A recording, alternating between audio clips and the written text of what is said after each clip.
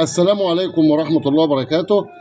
استكمالا لأسعار العملات المصرية القديمة، هنكمل كلامنا عن الشيلين المصري المطلوب اللي معظم المحلات والتجار بيدوروا عليه. أصحاب المزادات بيبحثوا عنه في كل مكان.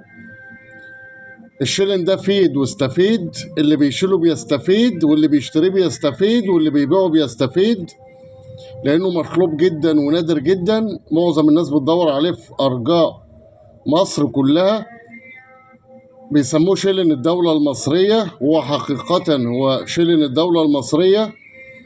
ال5 قروش الورق بيحمل نفس الوجه اللي حضراتكم شايفينه ده، و5 قروش، وهنا 5.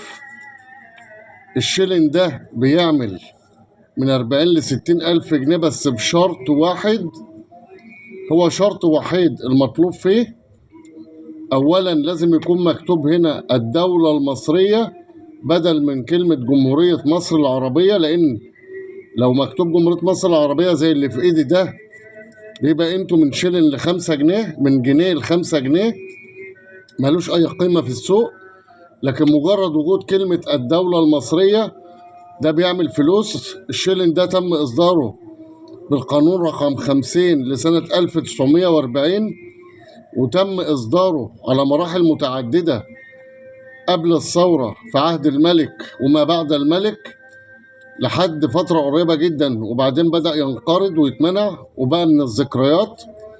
شيلين الدولة المصرية أهم شرط فيه يبقى مكتوب هنا الدولة المصرية، وتبقى حالته كويسة. وبقول حتى لو حالته نص نص بيتباع ويجيب فلوس.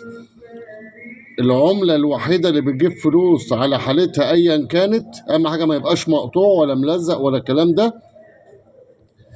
دور فتش الدولة المصرية، هتكسبك 50 ألف جنيه.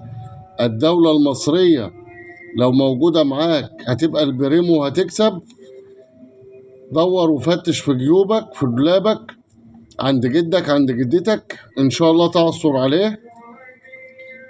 تابعونا على التيك توك محمد حكيم، لايك ومتابعة واكسبلور، وعلى اليوتيوب اسم القناة محمد حكيم بورسعيد.